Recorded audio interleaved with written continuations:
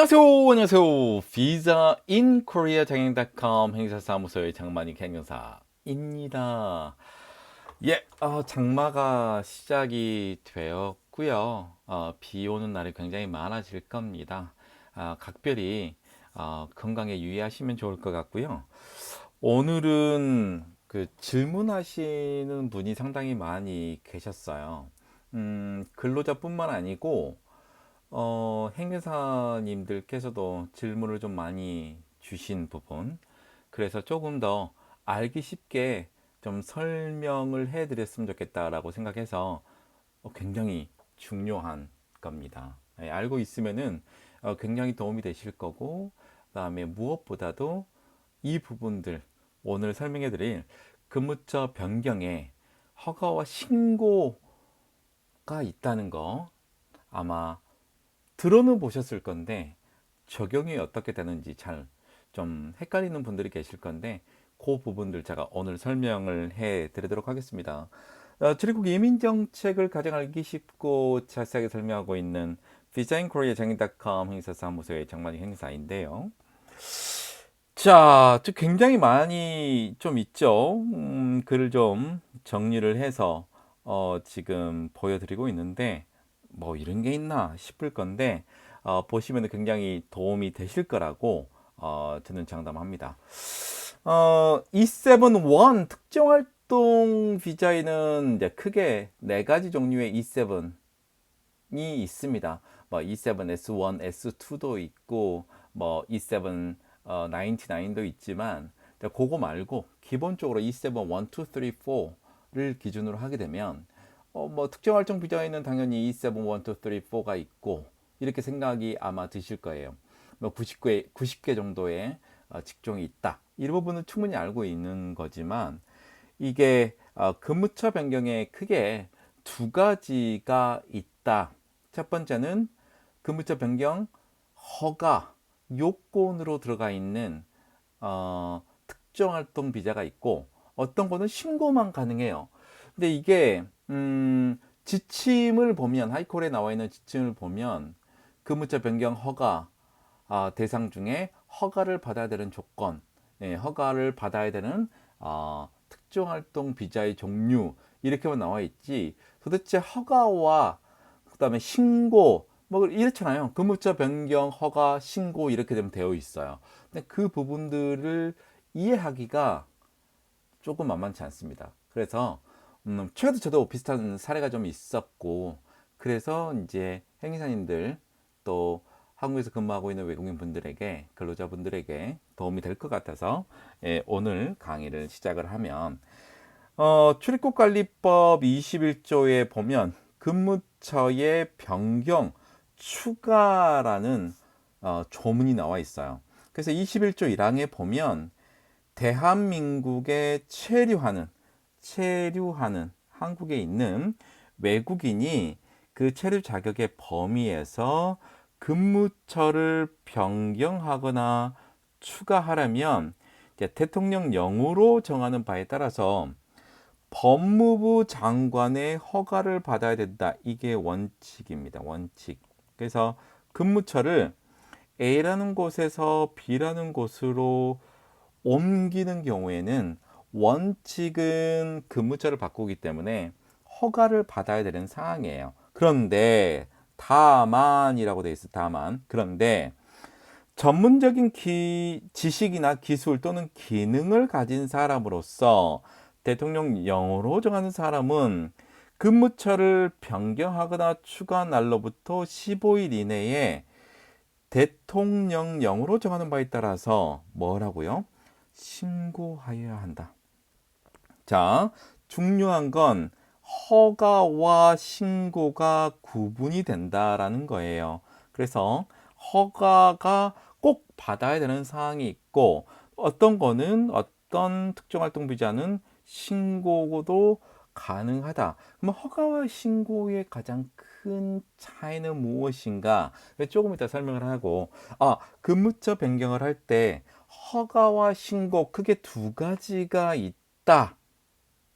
그리고 신고에 대한 사항에서는 변경한 날로부터 15일 이내에 신고할 것이라고 되어 있어요.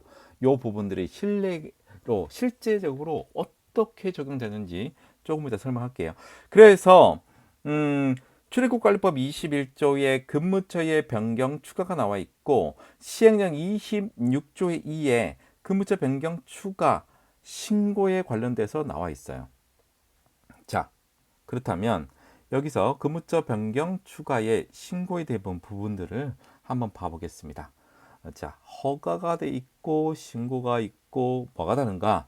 자, 시행령을 보면 21조 1항 단서에 대통령이 정하는 사람, 여기 신고 대상입니다. 신고 대상이라는 거는 E1 교수부터 E7까지의 체류 자격 중 어느 하나의 체류 자격을 가진 외국인으로서 법무부 장관이 고시하는 요건을 가지고 있는 사람이에요. 그러면 특정활동 중에 E7-1도 있고 E7-2도 있고 자 E7-3가 있고 자 일반적으로 E7-4 크게 네 가지 종류가 있는데 자 여기서 말하는 대통령령으로 정하는 사람은 뭐냐면 여기입니다. 여기 신고 대상 신고 대상은 자 E1부터 E7까지 돼 있는데 E7이 E7-1부터 4까지가 나와 있어요. 그런데 출입국관리법 시행령 26조의 이 1항에 따라서 신고만으로 근무처 변경을 추가할 수 있는 외국인 요건을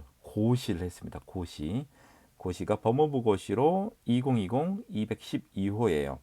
자, 자격 요건은 신고만으로 대상이 가능한 게 E1부터 E7 자격으로 돼 있어요. 그러면 E7은 우리가 보는 건데 그러면 E7-1과 E7-4는 뭐가 다르냐라는 거죠. 여기 보면은 적용이 제외되는 대상이 나와 있어요. 요거는 자 신고가 아니고 뭐죠?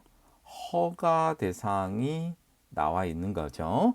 자 E7 중에서 자 고용 인원의 제한 등이 있어서 사전 관리가 필요한 직종은 이건 신고 대상이 아니고 허가 대상이다. 자, 허가 대상인 기계공학 기술자, 제도사, 해외 영업원 중에서 해외 온라인 상품 판매원, 그다음에 디자이너, 그다음에 판매 사무원. 요거는 이제 E7-2로 들어가는데 여기가 E7-1입니다. 그다음 E7-2는 의료 코디네이터까지 포함해서 자 E7-2 됐고 그다음에 영족국 양실기술자 E7-3 그다음에 숙련 기능 인력 종사자 중에 E7-4 비자가 되는 거예요. 그래서 일반적으로 E7-1은 근무처를 바꿀 때 기본적으로는 신고 대상이지만 그 중에서 기계공학 기술자라든가 제도사, 해외 영업 중에서 해외 온라인 상품 판매원하고 디자이너인 경우에는 뭐다? 허가 대상이다. 근무처 변경을 할 때, 야, 허가 대상이다. 그리고 E7-4는 또 허가 대상이다. 이렇게 보시면 돼요. 그러면은 허가와 신고의 차이가 뭘까? 신고. 자, 신고가 있고 허가가 있는데 뭐라고요? 근무처를 변경을 할 때. 여기서 얘기하는 거는 이 계열 비자입니다. 자, E7 1대 E7 4 이렇게 좀 보면 될 것 같아요. 자, 신고는 자 일을 먼저 시작할 수 있다. 시작이 가능한 거는 신고 대상이고 허가 대상은 되지 않아요. 자, 예를 들자면 자, 똑같이 A라는 회사에서 B라는 회사로 옮기는 경우에 자, E7-1인 경우에는 자, 회사에 만약에 이제 근로계약이 남아 있으면은 이적 동의서는 반드시 필요합니다. 근데 K포인트는 이적 동의서의 의미가 없죠. 예, 그래서 E7-4 비자는 이적 동의가 필요가 없고 반드시 근로계약이 끝났든지 아니면 회사가 휴업, 폐업을 했든지 아니면은 회사에서 월급을 3개월 이상 지급하지 않아서 노동부에 신고한 경우, 이런 경우에만 근무처 변경이 가능하다. 그래서 근무처 변경이 가능한 그 요건은 제외하고 E7-1인 경우 A에서 B라는 회사로 우선은 가는 경우에 이 일을 먼저 시작을 하고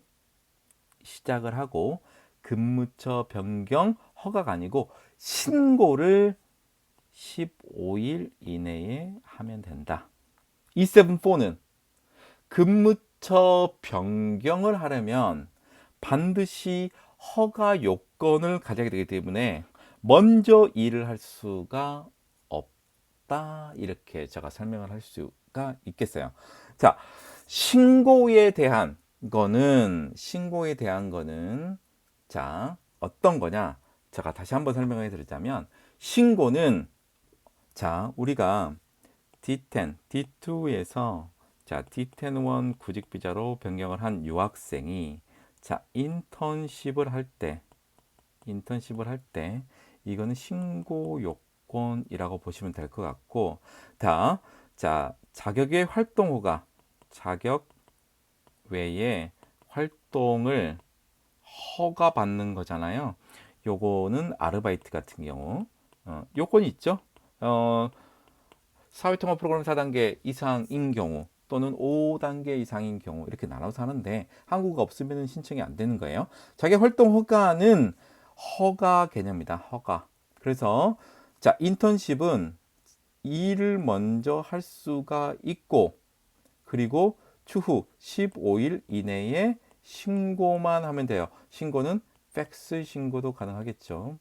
자, 아르바이트는 반드시 허가 대상이기 때문에 허가를 후에 일을 할 수가 있다. 요거하고 동일한 개념, 비슷한 개념이라고 생각을 하시면 돼요. 그래서 이 신고라는 거는 일을 시작을 하고 15일 이내에 신고를 하면 됩니다. 신고를 하면 되는 거고, 자, 허가라는 개념은 요건을 충족하고 허가를 받고 일을 해야 된다. 그러니까 신고라는 개념은 자, 요건이 맞아서 자, A라는 회사에서 B라는 회사로 가는 경우에 B라는 회사에서 자, 7월 2일부터 일하겠다. 이때부터 일을 하고 그다음에 7월 10일 날에 신고해도 문제가 없다. 그다음에 허가는 반드시 허가를 받고 나서 일을 해야 된다. 이렇게 확인하시면 아주 깔끔한 것 같아요. 그러면은 자, 회사가 A라는 회사에서 B라는 회사로 자, 근무처 변경을 하는 경우, 다만 E7-1에서 이제 근무처를 변경 신고하는 경우에도 반드시 자, 예약을 하고 그다음에 신고를 해야 되는데, 신고를 하더라도 E7-1이면 그 요건은 다 충족을 해야 된다. 그래서 예약을 하고 신고를 하게 되는데 E7-1으로 일을 먼저 하면서 추후 허가를 받아도 된다. 만약에 일을 하고 있다가 불허가 되는 경우에는 일을 그만두면 되는 건데, 자, 허가 E7-4 근무처 변경을 하는 경우에는 당연히 또 예약을 해야 되고, 민원대행 기관이 있는 경우에는 자, 행정사에게 위임을 할 수도 있습니다. 자, 허가를 받아야 됩니다. 그래서 E7-4 비자 첫 번째 근무처 변경에 대한 요건, 또 E7-4 비자에 대해서 점수제 요건, 이 요건을 다 구비하고 심사를 후에 허가를 받으면 그때부터 일을 할 수 있기 때문에 그 중간에 비어 있는 기간 동안 절대 일을 하면 안 된다. 이게 신고와 허가의 차이다라고 보시면 될 것 같고, 이제 중요한 건 뭐냐? 중요한 건 제가 이제 설명을 다시 한번 드리자면, 자, 구체적으로 설명을 좀 드릴게요. 자, 그래서 이걸 실제적인 사례수는 어떤 거냐? 자, IT 기술자. 자, IT 기술자인 E7-1이 있고, 자, 숙련 기능 인력 E7-4 비자가 있어요. 다 똑같이 A라는 회사에서 B라는 회사로 가는 경우에, 자, 첫 번째로 IT 기술자 E7-1을 가지고 있기 때문에 근무처를 변경을 할 때, 요거는, 자, 첫 번째로 근로계약에 이제 기간이 남아 있다. 기간이 남아 있는 경우에는 이적 동의서를 받고 옮길 수 있고, 두 번째는 그래서 기간이 남아 있잖아요. 기간이 남아 있기 때문에 만료 이제 퇴사일 이후에 15일 이내, 원래는 실제적으로 출입국에서 볼 때는 사유 발생일부터 15일이니까 14일 이내로 하는 게 안전하다. 퇴사일로부터 15일 이내에 자, 근무처 변경 이제 신고를 하게 되고, 그다음에 이제 이 일을 먼저 할 수 있고요. 근로계약이 자, 7월 1일 날 끝났으면 자, 7월 2일 날에 신청을 할 수가 있고, 7월 2일부터 근로계약이 되어 있으면 7월 2일부터 일을 할 수가 있다.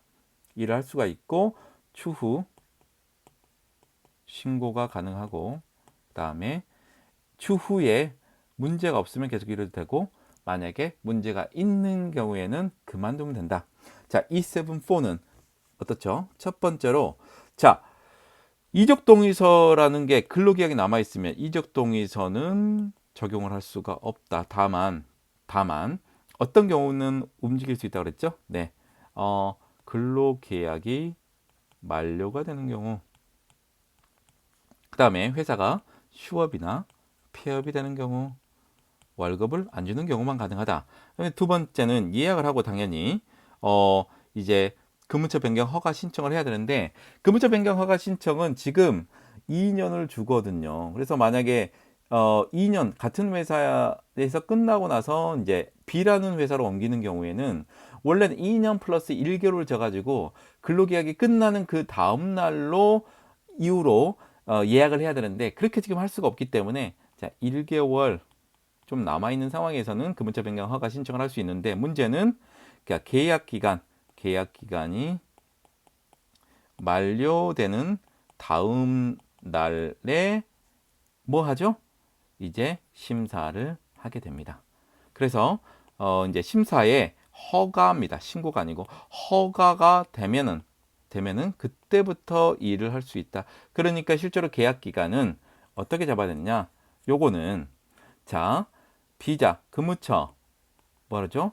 변경 허가 후부터 2년 이렇게 되는 거고, 이거는 날짜를 측정할 수 있죠. 7월 1일 날 끝났다. 이적 동의서를 받았다. 그러면 7월 2일부터 뭐 1년 이렇게 충분하게 할 수 있다. 이게 간단하게 생각할 수 있지만 이 신고와 허가에 대한 개념을 알지 못하면 정말로 힘들어질 수가 있습니다. 그렇기 때문에 이 부분들을 행사님들도 또 근로자분들도 명확하게 알 필요가 상당히 있다. 그래서 신고와 허가 개념, 출입국 관리법 21조, 그다음에 시행령 26조의 2, 그다음에 26조의 2에서 얘기하는 법무부 장관이 고시하는 요건, 법무부 고시에 따라서 요 부분들을 명확하게 이해를 하는 것이 무엇보다 중요하다. 그래서 허가와 신고에 대한 부분들을 이보다 자세하게 설명할 수는 없죠. 아주 명쾌하게 설명했기 때문에 요 부분들을 행사님도 대행하거나 또는 할 때 명확하게 알고 있지 못하면 주무관에게 솔직히 얘기하거나 그 다음에 설명할 수가 없다. 그래서 21조에 관련된 부분들, 그 다음에 시행령 26조의 2는 정말로 알아두어야 하는 굉장히 중요한 이제 조항이다. 이렇게 알고 계시면 될 것 같아요. 진짜 설명 많이 했어요. 자, 오늘 E71 비자, E74 비자의 근무처 변경에 허가와 신고가 있다는 것을 이미 알고 계신 분도 계시지만 허가와 신고에 관련돼서 디테일하게 꼼꼼하게 내가 법률적인 지식이 부족할 수가 있잖아요. 요거는 21조 출입국관리법에 나와 있는 사항, 26조의 2에 시행령에 나와 있는 거기 때문에 지침에 앞서는 법 조항입니다. 명확하게 알고 있어야 실무적으로 적용할 때 굉장히 큰 힘을 발휘한다. 이렇게 알고 있으면 될 것 같고요. 지금 12,400명 정도 됩니다. 곧 뭐 12,500명 될 것 같은데 올해 목표는 2만 명입니다. 2만 명이기 때문에 많은 분들에게 좀 레퍼럴 좀 홍보 좀 부탁드리고 그래야 제가 더 열심히 강의를 할 것 같습니다. 지금 640개 정도 올라가 있고요. 힘을 좀 주시면은 좀 좋을 것 같습니다. 제가 이제 7월 중에 직업 소개서도 오픈을 할 얘기입니다. 직업 소개서 오픈할 예정이기 때문에 그때 하게 되면 이제 많은 우리 행사님들과 또는 외국인분들, 기업체 분들하고 협업을 해서 이뤄 나가는 부분들이 상당히 많이 있을 거라고 저는 생각을 하고요. 그 위해서 정말 좀 준비를 하고 있고 사무실 이전이라든가 새로운 사무소 계속 준비를 하고 있는데 좀 응원 좀 해주시고 또 행사님들 가끔씩 메시지 보내주시고 좋은 선물 보내주시는 우리 행사님도 계셔가지고 너무나 큰 힘이 납니다. 저도 좀 힘을 내서 좀 더 적극적으로 뭔가를 해 나갈 수 있는 그런 부분이 될 거라고 생각하고요. 다음에 더 좋은 강의로 만나 뵙도록 하겠습니다. 이상 visaandcreationing.com 행사사무소의 정관이 행사 였습니다. 감사합니다.